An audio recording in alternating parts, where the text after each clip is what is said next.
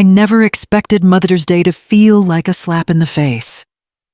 That morning, my daughter Sarah showered her mother-in-law with a $20,000 diamond ring and a luxury Mediterranean cruise, while I cradled a $5 plastic flower and a hastily scrawled note. Follow my story to the end and comment the city you're watching from, so I know how far my journey reaches. At 67 and a widow for 3 years, I thought I'd felt every kind of heartbreak until I realized that some wounds are delivered with a single, thoughtless gift. I parked at the curb of my daughter's neighbor's driveway and stared at the gleaming silver cars lined up like sentinels.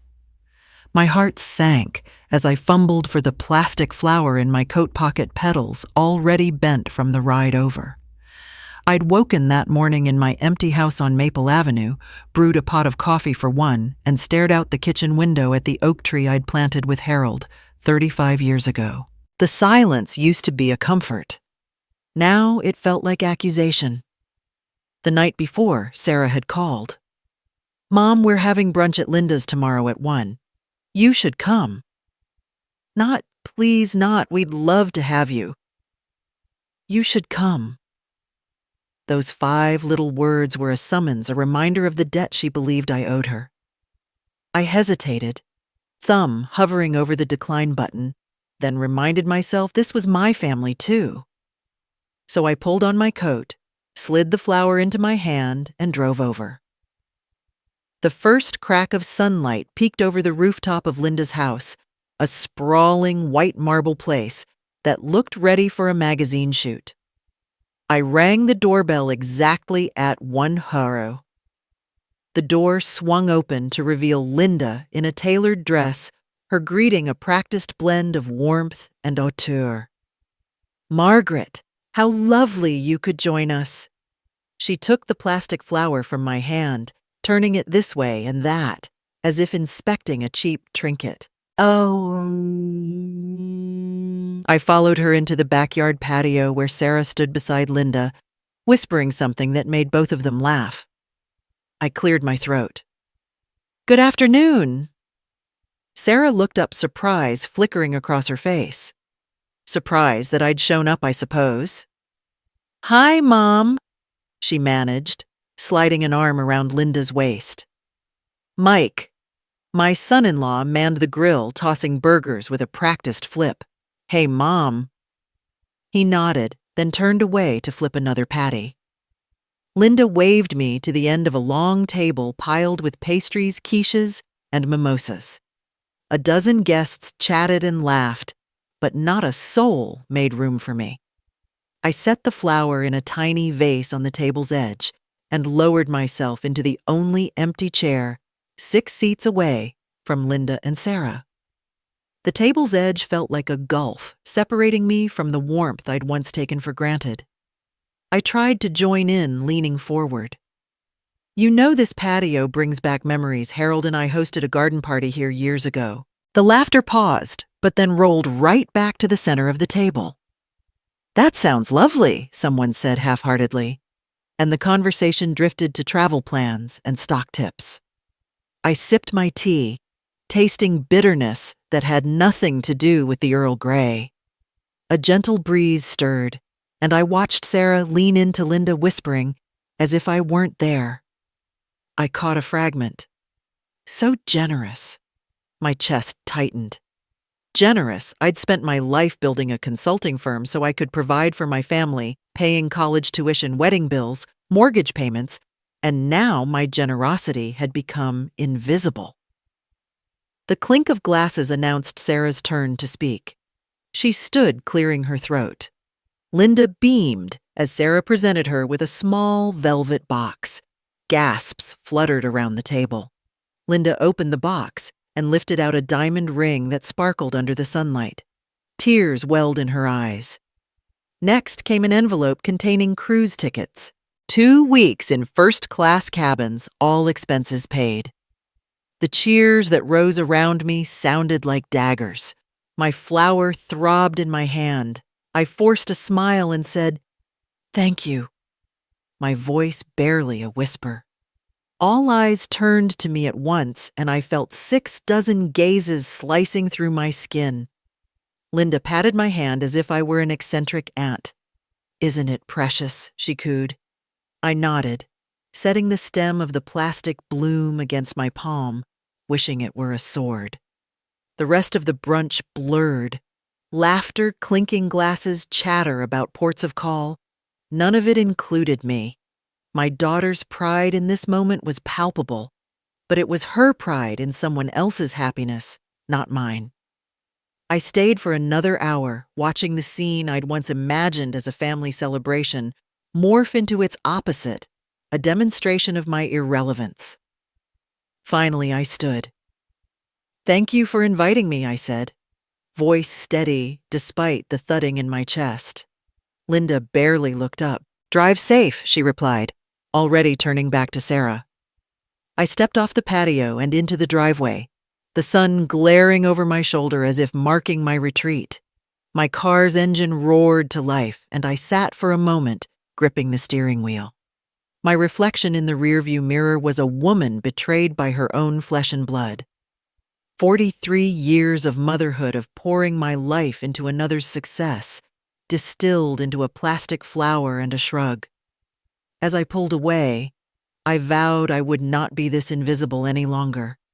The hurt sank deep, but somewhere beneath it, a cold clarity began to spread. I needed proof. I needed answers.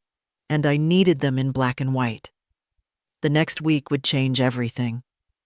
The morning after Mother's Day, I woke long before sunrise, the cheap plastic petals of that $5 flower burning in my mind like an accusation. I lay in bed staring at the ceiling, replaying every smile that had slipped across Sarah's face as she presented Linda with her extravagant ring and cruise tickets.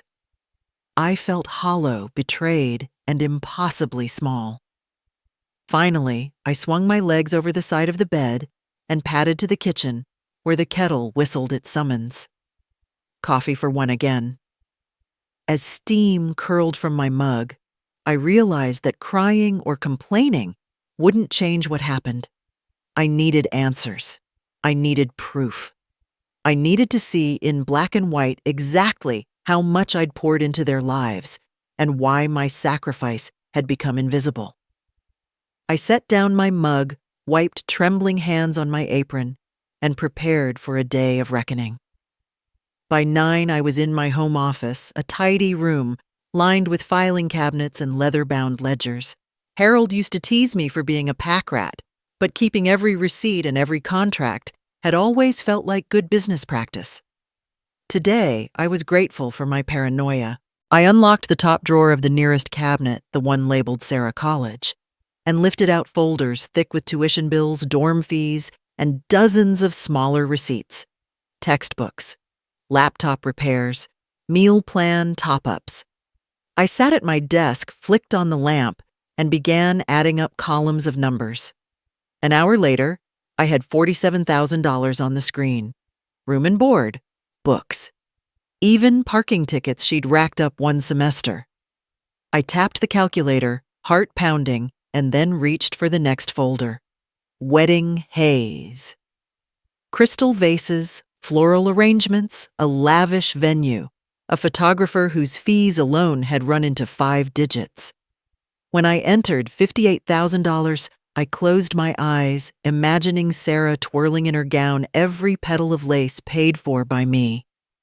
My phone buzzed. A text from Sarah, Mom. "Are you coming tonight? I need your advice on dinner outfits." I froze, finger hovering over the reply field, but swallowed and ignored it. I needed to finish this first. Folder 3, Home Loan. I remembered co-signing that mortgage for Sarah and Mike when they moved into the Riverside district. Their salaries couldn't qualify them on their own.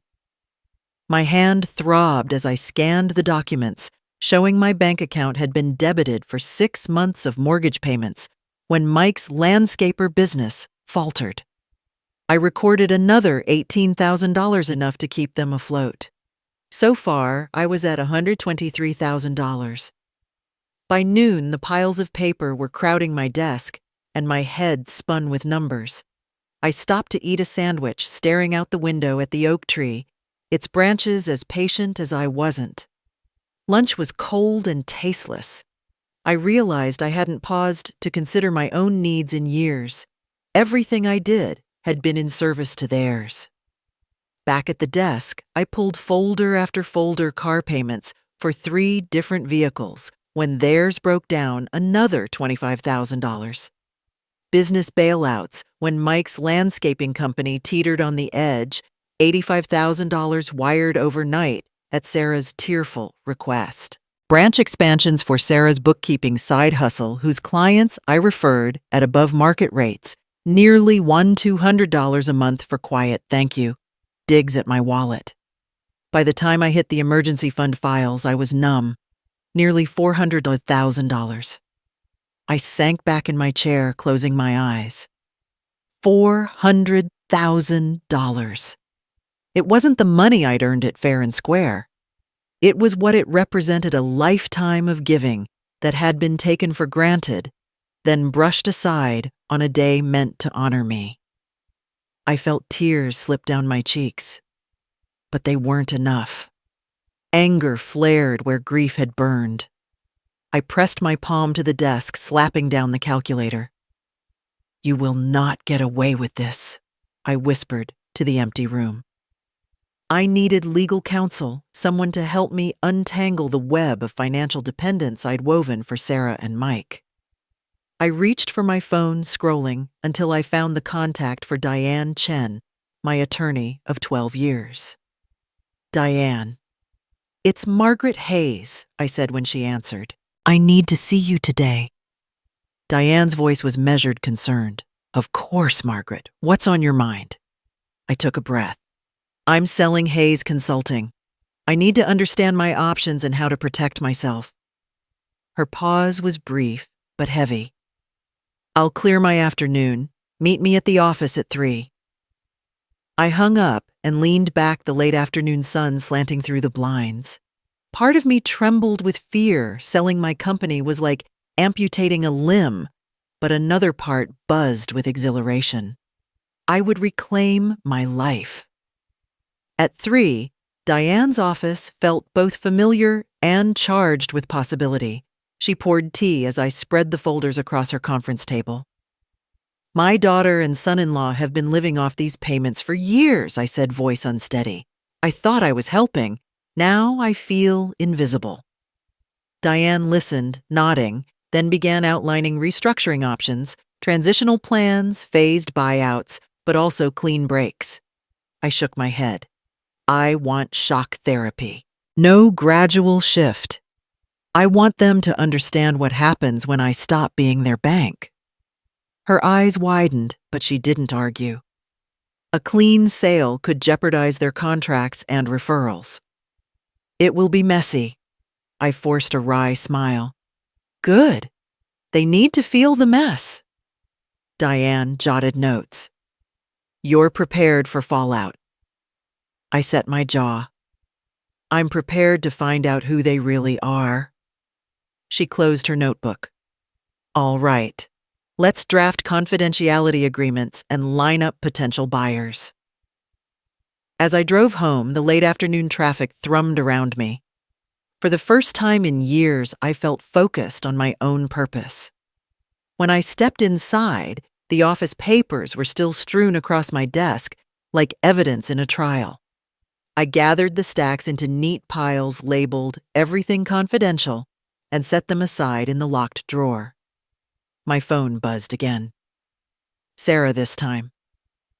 "Mom, are you mad at me?" I stared at the screen. I typed, then deleted. "No, I'm not mad. I'm just busy." I hit send. Already my voice sounded different. Shorter. Firmer. I slipped the plastic flower into a small vase on the windowsill, its petals drooping like wilted memories. I stared at it for a long moment, recalling how it felt to cradle such a flimsy token in place of genuine affection. Then I turned off the office light and walked down the hall, a strange calm settling in my chest. I'd uncovered the truth of my own generosity, laid bare my absolute resolve, and set a plan in motion. The worst part hadn't been the napkin card or the plastic bloom. It had been knowing it would take this kind of upheaval to make them see me. But now that the upheaval had begun, I felt more alive than I had in years.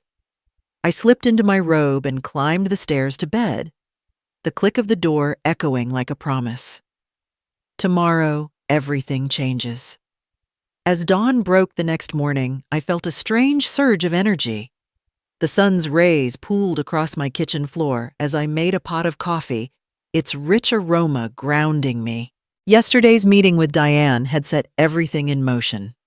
Confidentiality agreements, signed potential buyers briefed, and a firm timeline for the sale of Hayes Consulting. Today, I would begin unwinding the threads that bound Sarah and Mike to my business. The first task was Mike's landscaping company. I dialed his office number with a hand that trembled only slightly. When he picked up, his voice sounded bright, oblivious. "Mrs. Hayes, I was wondering when you'd call." I cleared my throat.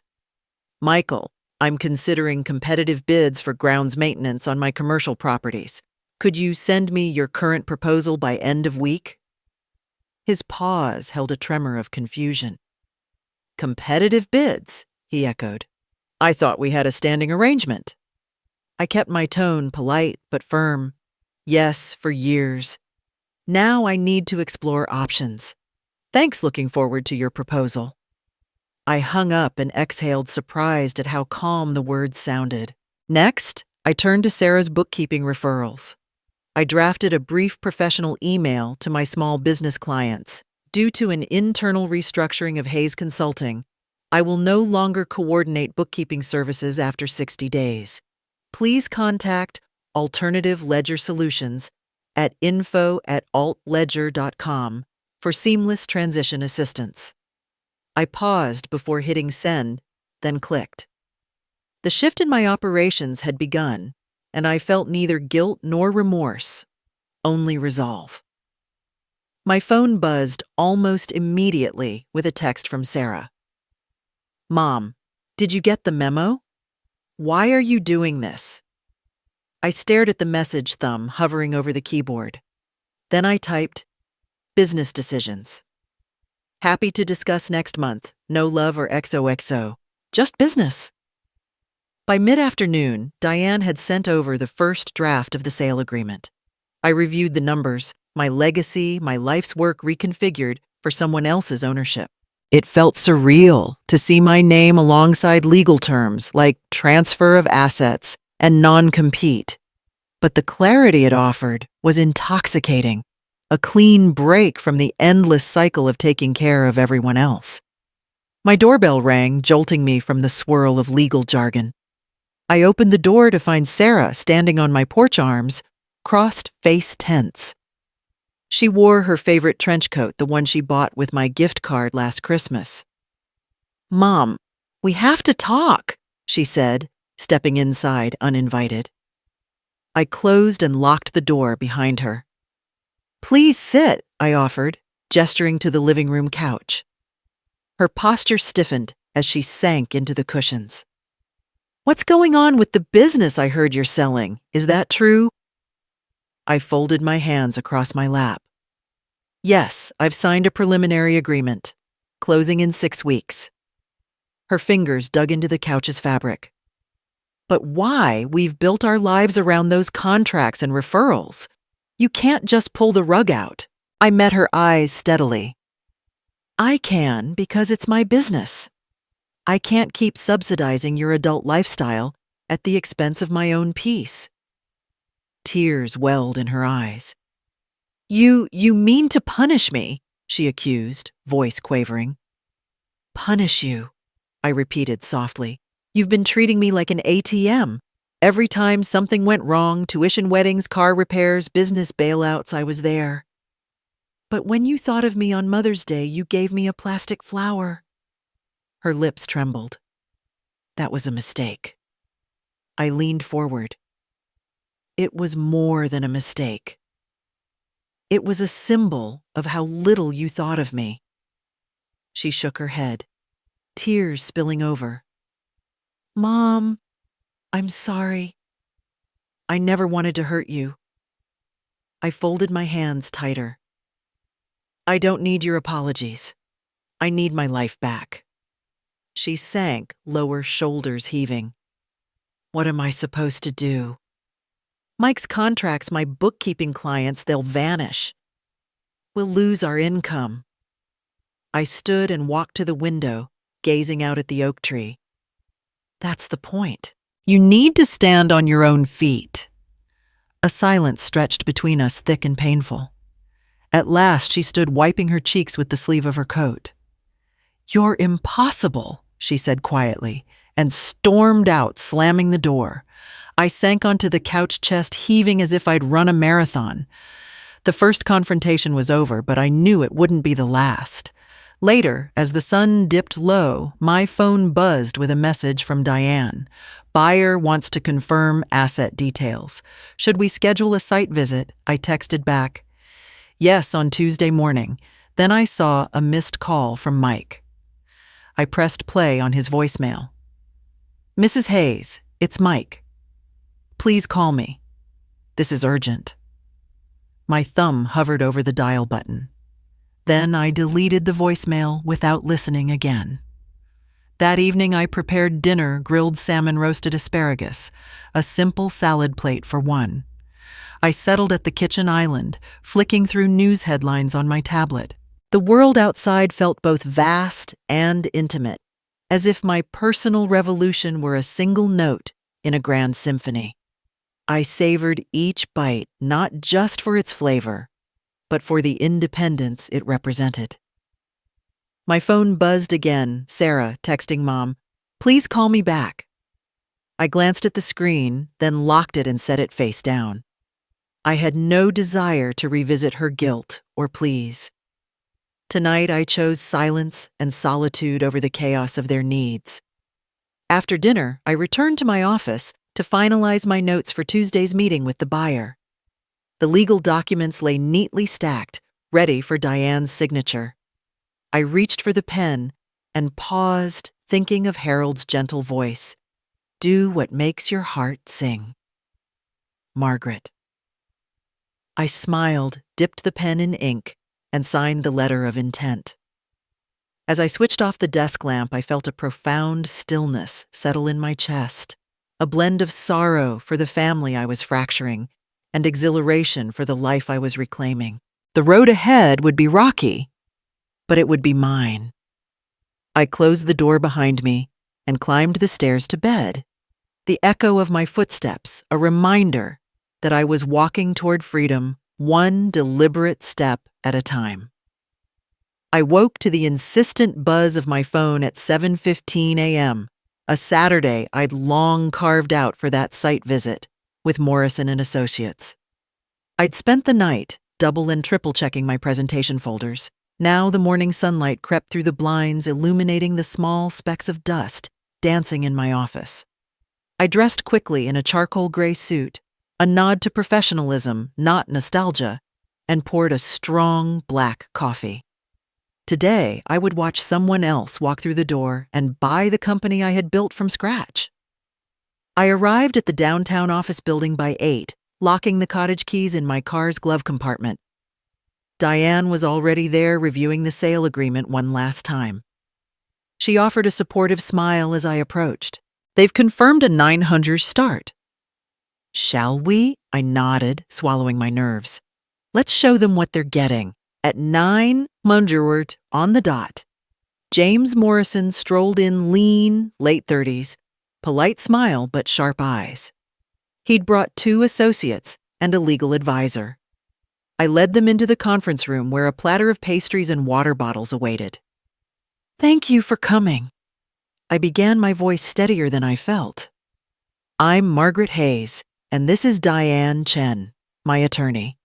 We appreciate your interest in Hayes Consulting." James extended a hand. "Pleasure, Mrs. Hayes. We've heard great things. Let's start with a tour." I guided them through my office. My desk still scattered with the confidential folders from yesterday, the training room where staff learned new software, and the library of case studies that reflected decades of client successes.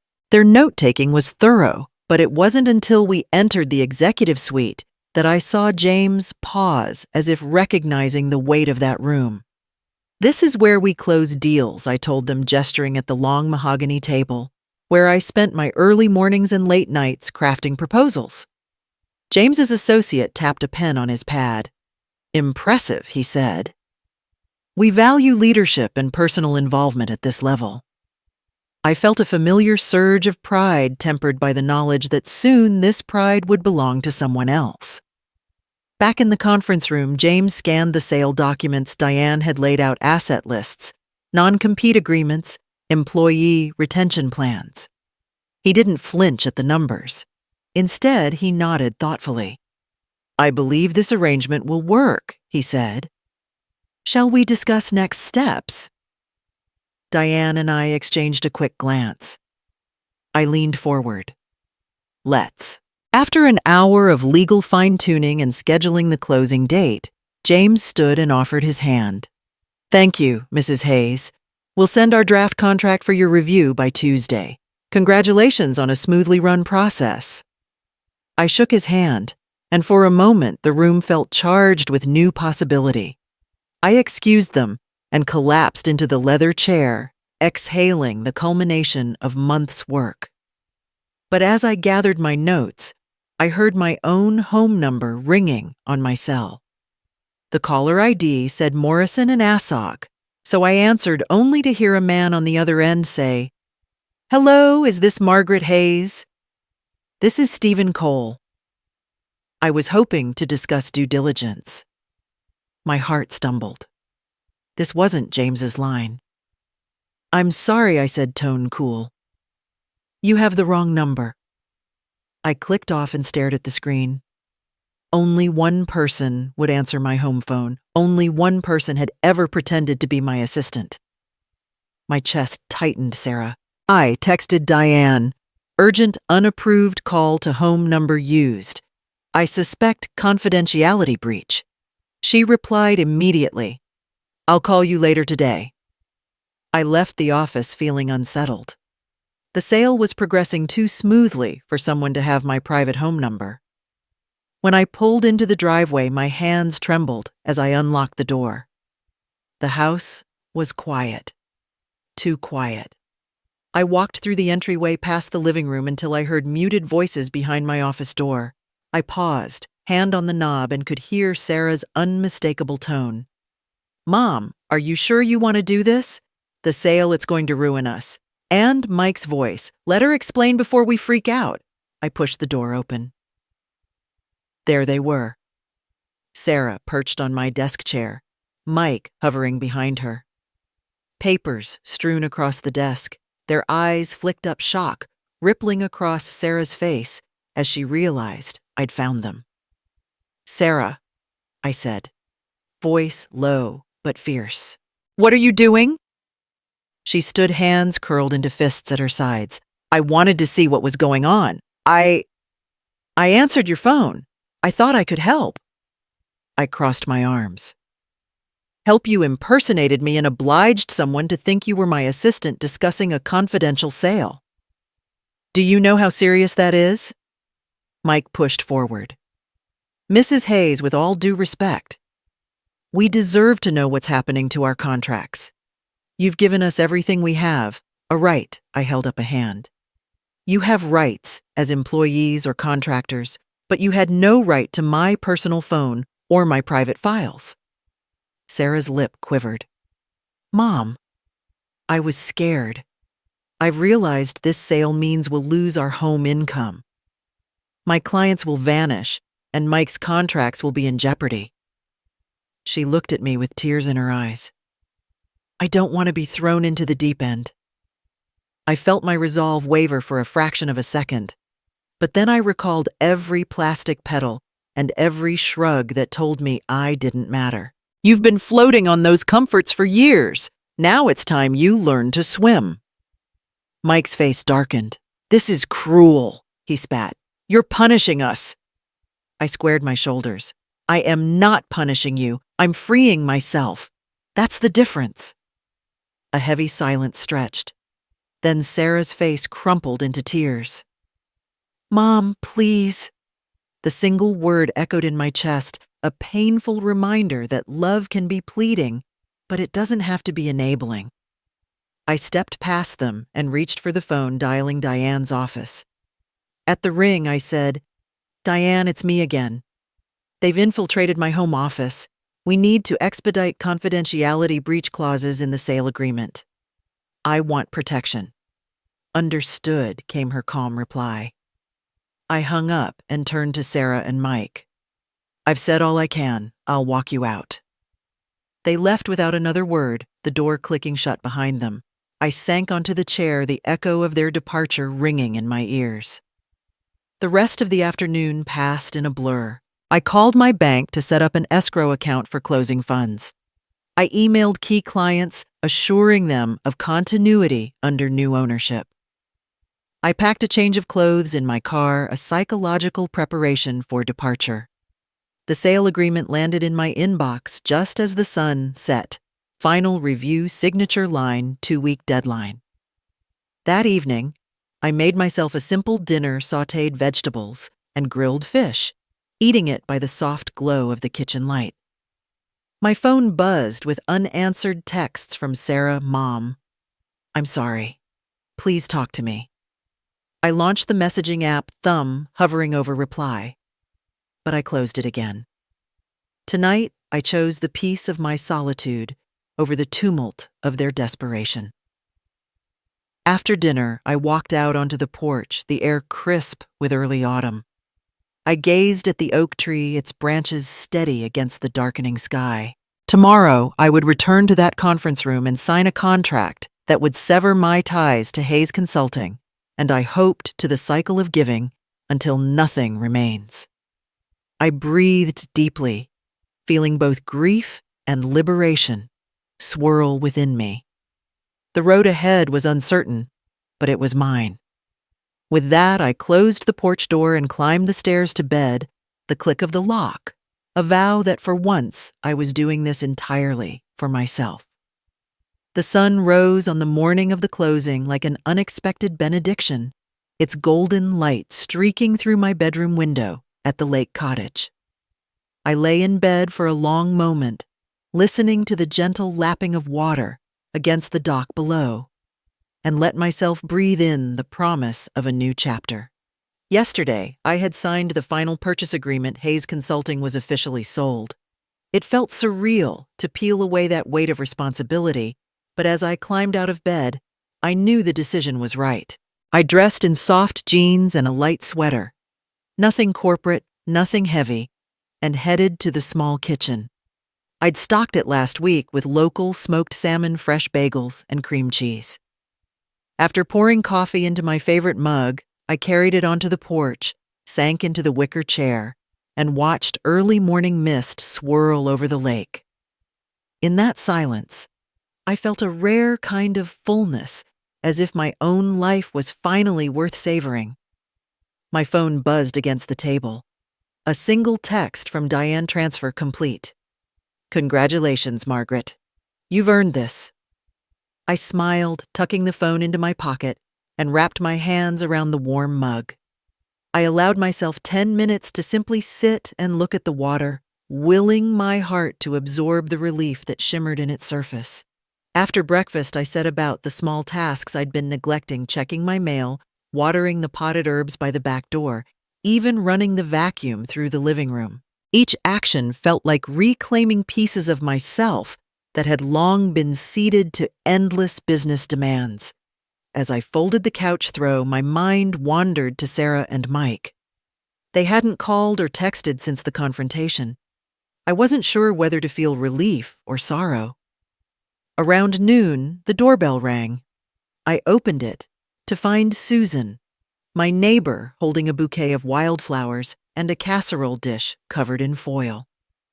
Housewarming belated, she said with a grin. Mind if I come in? I stepped aside. Please.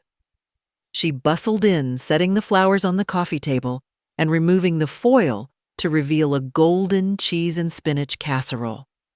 Thought you could use a home-cooked meal. I inhaled the savory aroma and felt my stomach tighten with gratitude. You always know how to feed the soul.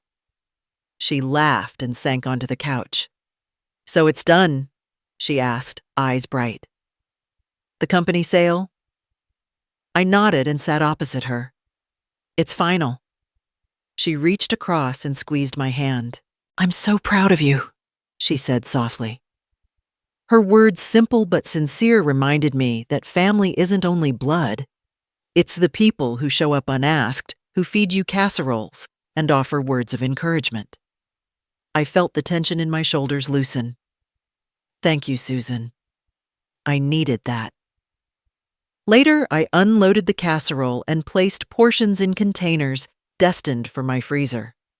Then I changed into sneakers and grabbed a long-handled net. Today, I planned to clear the floating leaves from the pond at the edge of my yard.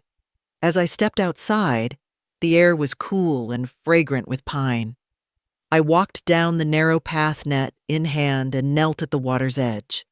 Each scoop of leaves felt like a small act of cleansing, a way to remove the debris life had thrown into my path. Halfway through, Susan's voice called my name. I looked up to see her waving from her own porch across the way. She held up her phone. My son just called. He wants to join your book club meeting next week. Mind if he comes? I smiled. Of course not. The more the merrier. I settled back into sculling leaves, feeling a satisfyingly rhythmic sense of purpose. By late afternoon, the pond glittered clear beneath the sun. I set the net aside and returned to the house, rinsed my hands, and poured myself a glass of iced tea. As I carried it back to the porch, my phone buzzed again, a call this time. My heart sank when I saw Sarah Hayes on the screen, but I steeled myself and answered. Mom. Her voice was hesitant. I got your letter. I paused. I hadn't sent a letter in years. In fact, I'd drafted a response to hers but never mailed it. Hello, Sarah, I said softly. I'm glad you got it. Silence stretched. Finally, she spoke. I've been thinking, you were right. My chest tightened. About what? About everything. I've started reaching out to clients trying to rebuild my own practice. And Mike, he's looking for new contracts on his own. She inhaled sharply. It's hard, but I'm trying to stand on my own feet. I felt tears prick my eyes. That's all I ever wanted, Sarah. She sniffled. I know. I'm sorry I didn't see it sooner. We spoke quietly for a few more minutes about her plans, her fears, the challenges ahead. When she finally said she loved me, I closed my eyes and whispered, I love you too. After I hung up, I set down the phone and let the sounds of the lake fill the silence. The tension I'd carried for so long began to dissolve, replaced by cautious hope. Perhaps this wasn't the end, but a new beginning for both of us. One grounded not in obligation or money, but in mutual respect. As the sun dipped lower, I prepared a simple dinner of quinoa salad and roasted vegetables. I plated the meal and carried it onto the porch, where I sat beneath the stars, the night air filled with the soothing chorus of crickets. In that quiet, I reflected on the journey that had brought me here, from the sting of a plastic flower to the exhilaration of reclaiming my life, from the ache of family estrangement to the possibility of reconciliation. I ate slowly, savoring each bite, each breath, each moment of peace. The road ahead would no doubt hold new challenges, learning to weave Sarah back into my world on terms of genuine love, rather than financial dependence defining this new chapter of my life beyond the title of business owner.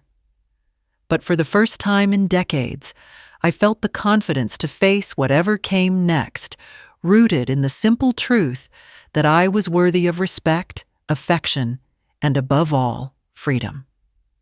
The next morning, sunlight streamed through the lace curtains as I stretched and padded into the kitchen, the lingering taste of last night's quinoa salad still comforting on my tongue.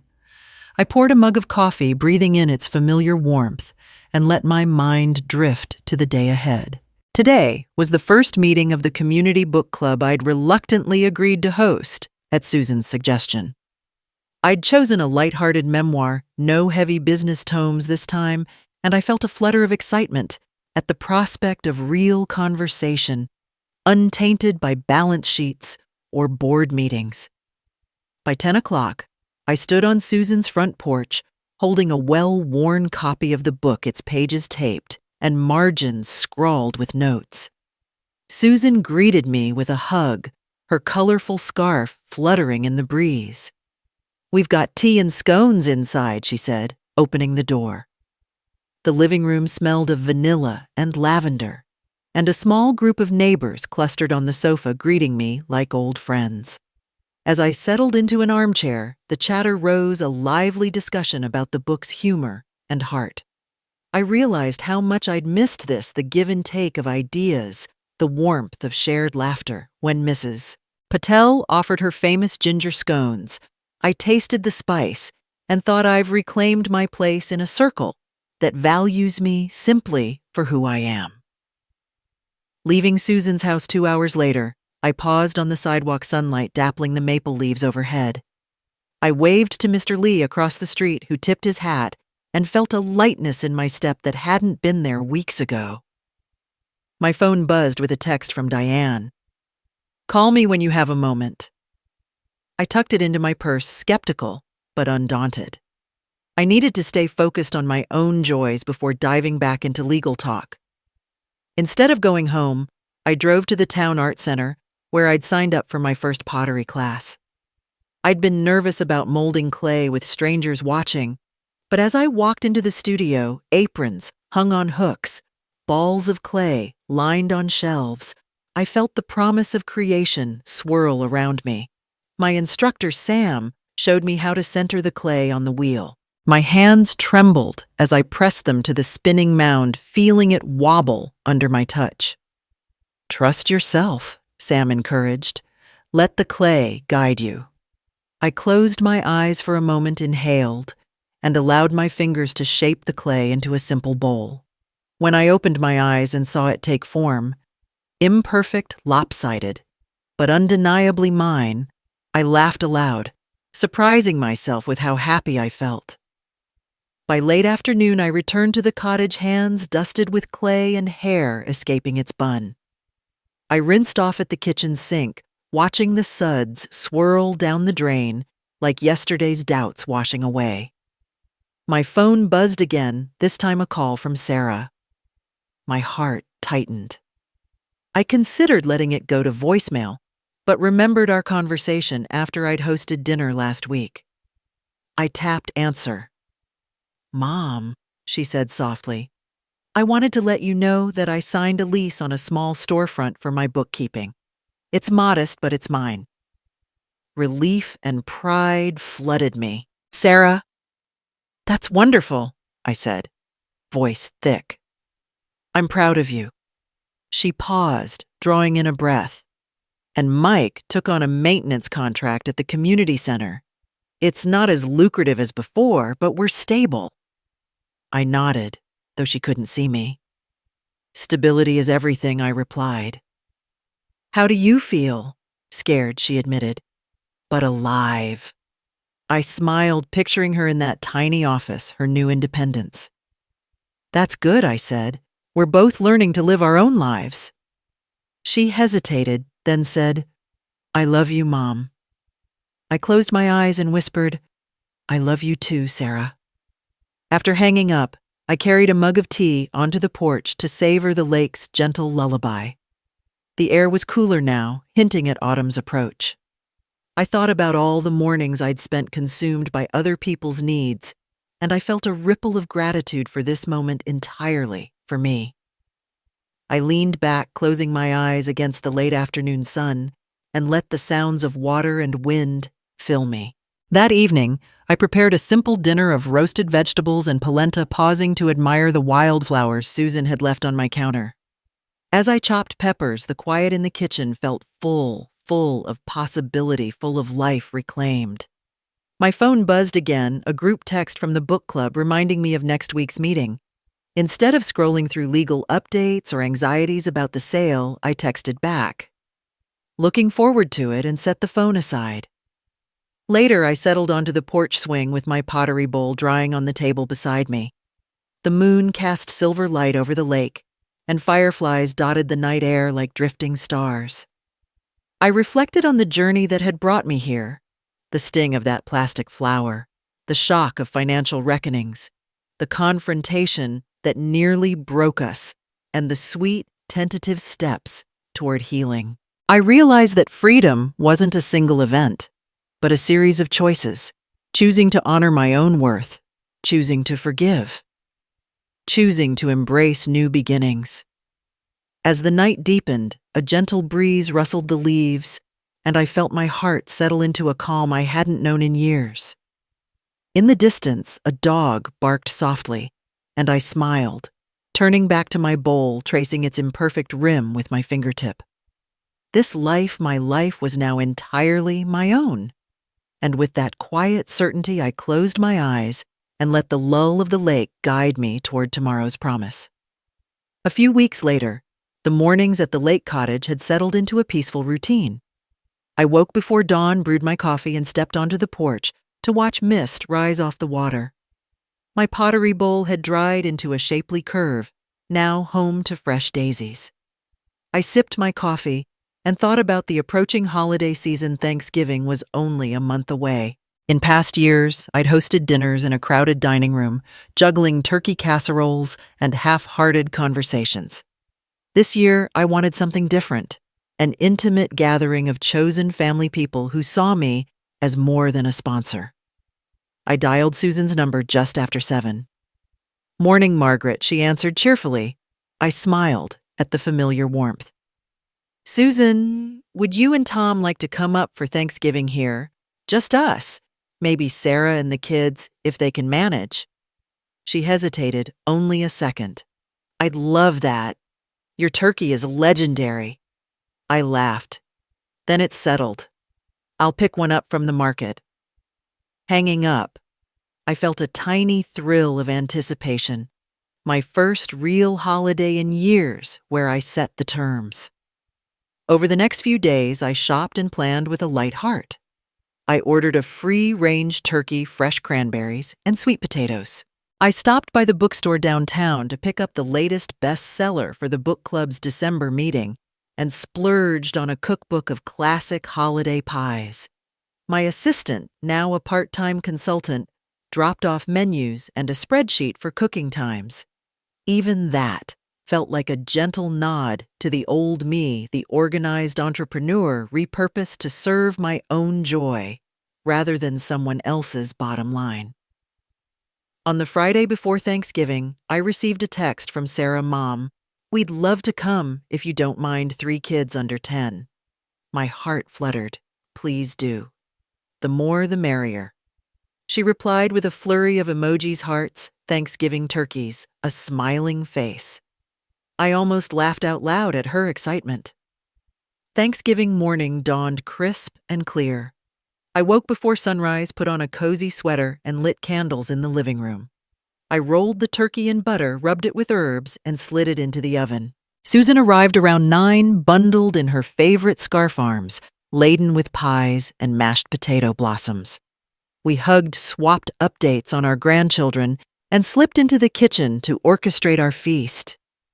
By 11, the cottage smelled like cinnamon and roasting poultry. The table was set with my grandmother's china and fresh evergreen sprigs as a centerpiece. Susan tapped her finger on the clock. "They'll be here soon," she teased. I poured us each a mug of cider and let out a breath I hadn't realized I was holding. Just as noon struck, Sarah rapped on the front door.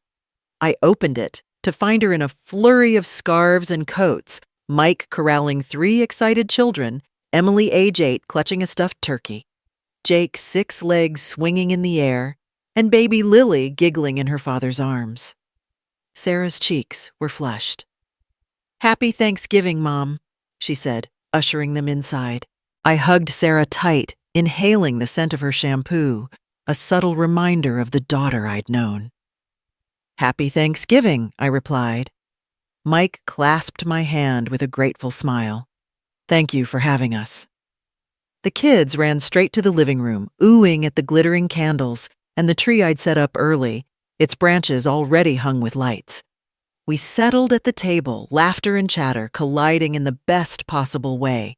Emily recited what she was thankful for. Family Pie Grandma's house, Jake declared gratitude for his new skateboard, and Lily simply babbled her eyes wide with wonder at the twinkling lights. Sarah and Mike raised their glasses of sparkling cider. "To Mom," Mike said, "for giving us a home here and giving us room to grow." I felt tears prickle the corners of my eyes. "And to new traditions," I added. The clink of glasses felt like a benediction. After dinner, I excused myself to fetch dessert. In the kitchen, I paused and looked at the clean counters and the recipe notes I'd jotted on a sticky pad. This place, once a vessel for other people's demands, now held the aroma of my own generosity, chosen reciprocal, respectful. I carved a slice of pumpkin pie and arranged it on a plate. When I returned, Susan and Sarah were huddled on the couch talking, while Mike and the kids stacked cushions for a makeshift movie screening. I set the pies down with a flourish. "Who wants pie?" I asked. The kids cheered, and the adults smiled, settling into the warmth of our shared company. Later, as dusk fell, we lit the fireplace. Sarah curled up beside me, leaning on my shoulder. "Mom," she said softly, "thank you for this. It's perfect." I kissed her forehead. "I'm grateful you're here." She nodded, eyes shining. "I've been thinking a lot about what you said about standing on my own. It's hard, but I'm getting there." I squeezed her hand. "I know you are." After the kids were tucked into beds on the sofa with blankets and holiday pajamas, the adults lingered by the fire. Susan pulled out a small gift bag. "For you," she said, handing it to me. Inside was a glass ornament etched with the words, "New Beginnings." "For your lake cottage," she said. I felt my own ornament of gratitude deepen. "Thank you, Susan," I whispered. By the time everyone left the porch steps, were dusted with snow flurries. I walked outside to lock the door, breathing in the sharp night air. The moon glinted off the lake, and for a moment the world felt suspended in quiet wonder. I paused at the edge of the dock for a final look, imagining the fish stirring beneath the surface and the promise of the holidays to come. Inside the cottage was dim and cozy. I gathered the remaining pies and desserts for the market stand on Monday, then retrieved my letter from Sarah, the one I'd finally mailed 2 weeks ago, thanking her for her courage and love. I slipped it into my robe pocket, a quiet reminder of the bridge we had begun to rebuild. That night, I climbed the stairs to bed, the echoes of children's laughter and the crackling fire still warming my mind. As I lay beneath the covers, I realized how far I'd come from the sting of a cheap plastic flower to the joy of family on my own terms. I drifted toward sleep with a heart full of gratitude, knowing that the true gifts of this season were love, independence, and the freedom to build a life that honored who I truly was. The first snowfall of the season arrived unexpectedly one morning, blanketing the lake cottage in a soft hush that made the world feel new again. I woke to the sound of crisp flakes pattering against the window panes and lingered beneath the covers, letting the quiet settle around me like a benediction. For the first time in years, I didn't dread the day's obligations. Instead, I felt a gentle thrill. Today was the community winter festival at the town hall, and I'd volunteered to display my pottery alongside local artisans.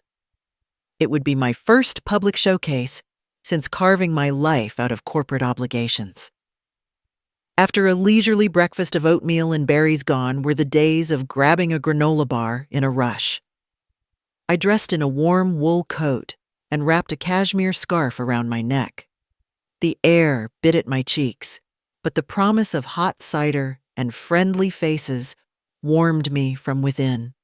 I carried my finest pottery pieces, small bowls, mugs, and a festive snowflake ornament down the winding path to my car. At the town hall, heat from the radiator fought stubbornly with the winter chill that seeped in every time someone opened the front doors. I arranged my ceramics on a folding table, draped in white linen, the clean lines of the mugs and bowls standing out against the rich wood of the floor.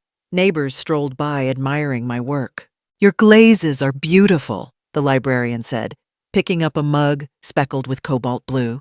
I smiled, chattering about my experiments with local clay and the glaze formula I'd perfected in my pottery class.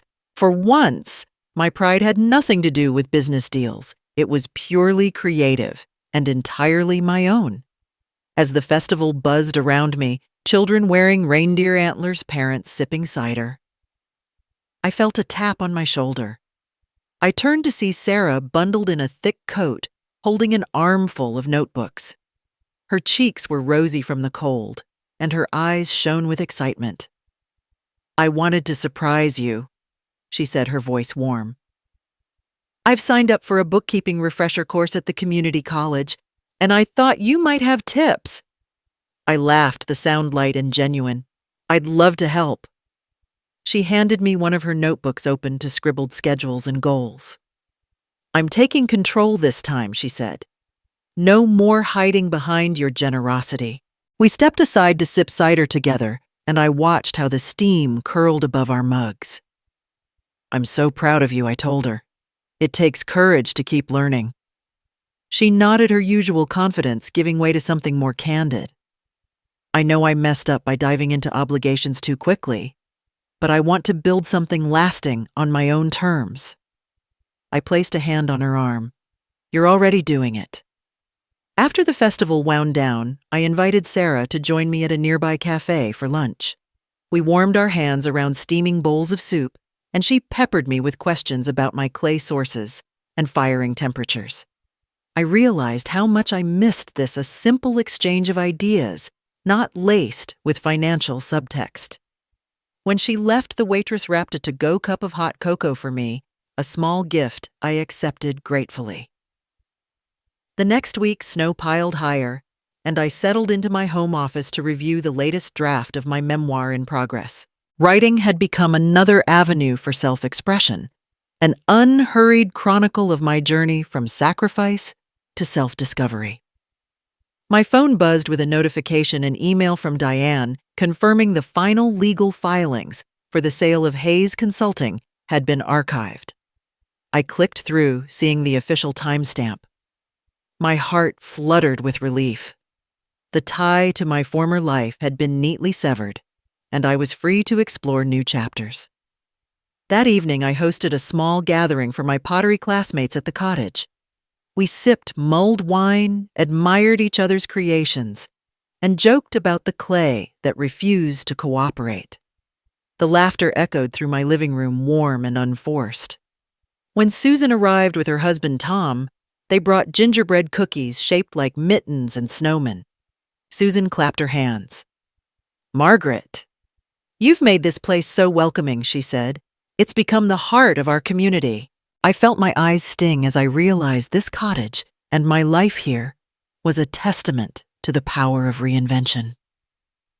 Late that night, after everyone had left, I found a letter slipped under my door. The handwriting was unfamiliar, more deliberate flowing. I tore it open and read Sarah's words. "Dear Mom, I wanted to thank you for everything you've done, especially letting me find my own way. I've been reflecting on how much you gave me, not just money, but opportunities and belief. I know I didn't appreciate it then. I also know that you taught me that true strength comes from standing on your own feet. I'm proud to share my latest report this month. I landed 3 new clients of my own without your referrals. It's not much, but it's mine. Thank you for the push and the freedom to grow. I love you. Sarah." Tears blurred my vision as I folded the letter and held it to my chest. Her success wasn't just about numbers, it was proof that she'd found her footing. Later, I retrieved the snowflake ornament I'd made that first winter and hung it on the small tree in my living room. As its glaze caught the soft lamplight, I felt the true gift of this season, the renewal of a bond that didn't rely on transactions, but on mutual respect and love. That night, I stepped onto the porch for a moment, the snow crunching under my boots. The lake was dark and still reflecting a sky full of stars. I closed my eyes, inhaling the cold air, and let gratitude fill me.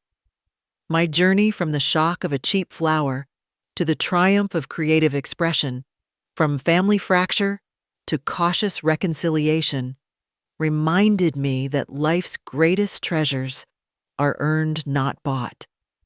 And as I slipped back inside, I knew this part of my story, woven with pottery clay, community warmth, and a daughter's heartfelt growth, was something worth celebrating for years to come.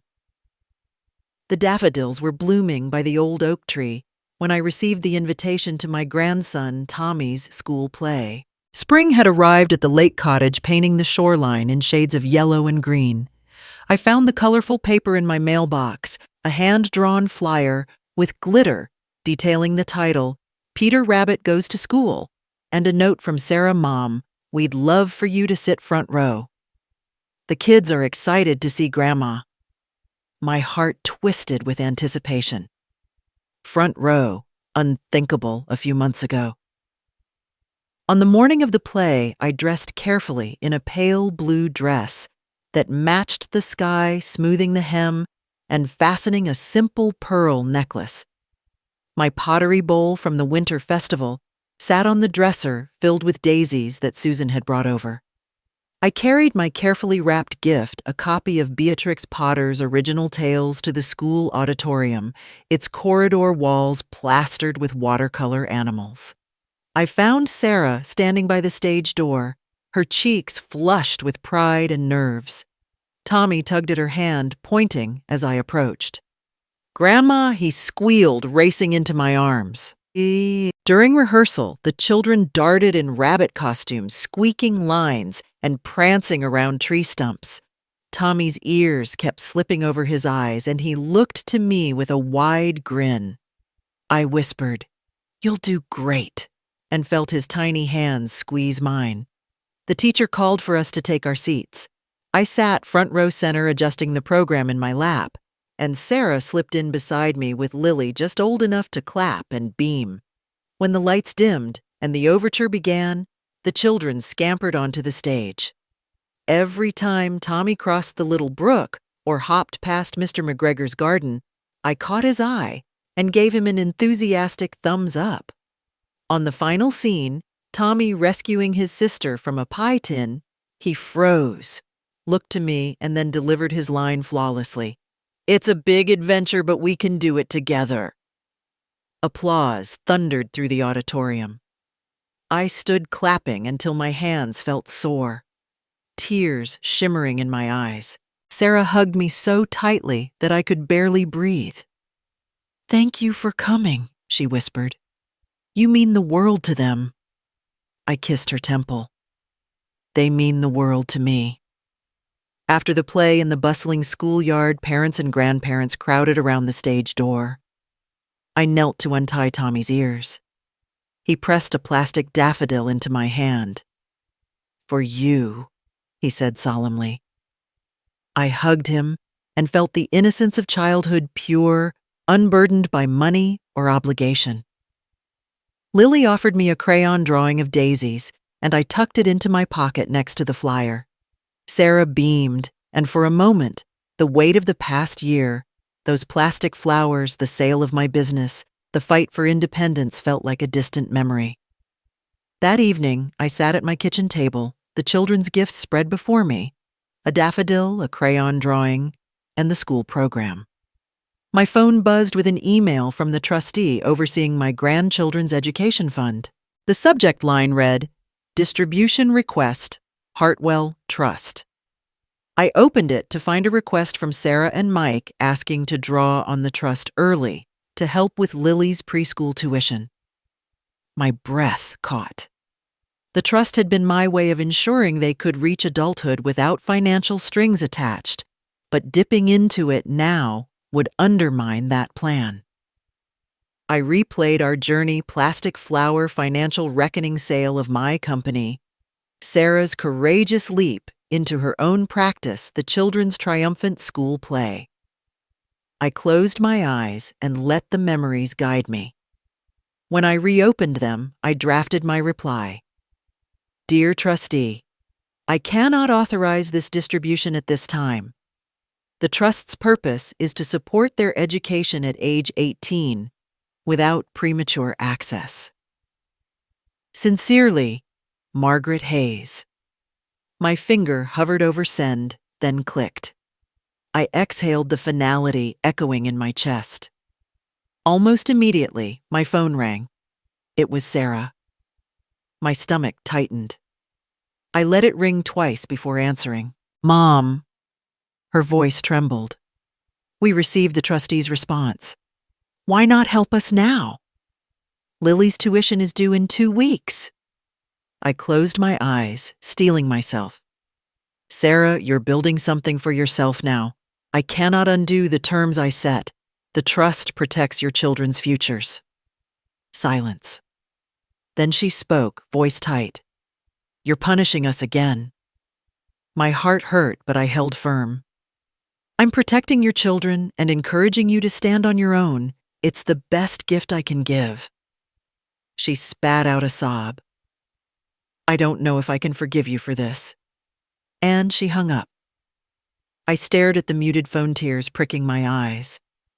Part of me ached for Sarah's desperation for the echoes of old patterns, but deeper than that was clarity. The trust was not a lifeline for adults still finding their footing. It was a safety net for children's futures, and I would not let it be abused.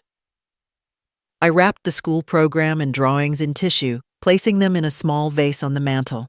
The daffodil I pressed between the pages of my memoir in progress, an emblem of innocence preserved. Later, under a sky strewn with stars, I stepped onto the porch, cold air swirling around me. The lake reflected the moonlight, and I held my hands out to the night, feeling the weight of my choices settle into purpose. I had chosen freedom for myself, for my grandchildren, and acceptance of the consequences. I would face Sarah's estrangement with the same resolve that had carried me through the sale of my business and the fight for my own life.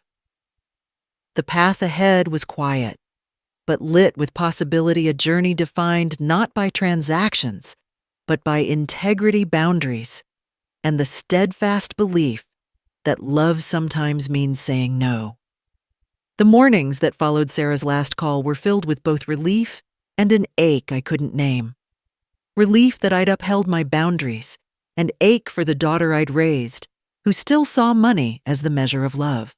When you refused the trust distribution, I saw how much I'd taken you for granted and how little I'd prepared my own family to stand on its own. I'm sorry for demanding your money instead of earning it. I'm sorry for not seeing you as my mother. The hardest truth I've faced this year is that I'm 36 and still relying on your generosity. That's not a legacy to build on, so I'm making changes. I've rented a small office space downtown, hired a part-time assistant, and I'm lowering my rates to attract new clients. Mike and I are dissolving codependent contracts and exploring our own ventures. It's scary, but it feels like real growth. I don't expect forgiveness overnight. I just wanted you to know that I finally understand why you set those boundaries. I love you for who you are, not what you give. Love. Sarah, tears blurred my vision as I folded the letter back into its envelope. A sense of cautious hope blossomed in my chest. She was beginning to see. I pressed the envelope to my heart and stood on the porch, breathing in the late spring air. The oak tree's leaves whispered overhead, and I felt the weight of months' struggle lifting. That evening, I sat at my desk and composed a response.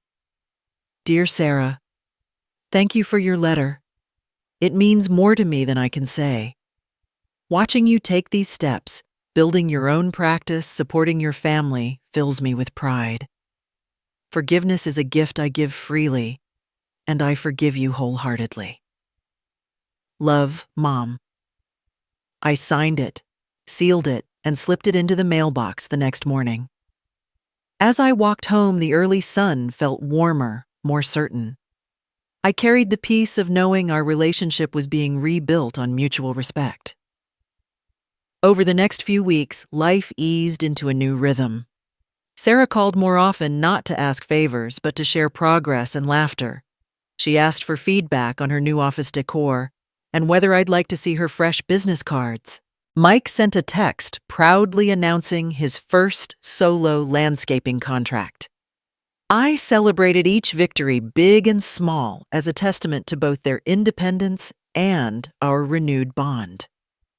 One afternoon, I received a call from Diane Margaret. I've closed the final files. Hayes Consulting has been fully transferred. I thanked her, a ribbon of nostalgia and relief winding through my chest. The firm that had once defined me was now someone else's legacy. I felt lighter than I had in decades. That same week, I hosted a small gathering at the cottage Susan, Tom, Mrs. Patel, and Linda and David, yes, Linda, the former mother-in-law who had once dazzled with extravagant gifts. I had invited her, too, sensing that genuine reconciliation required more than family ties.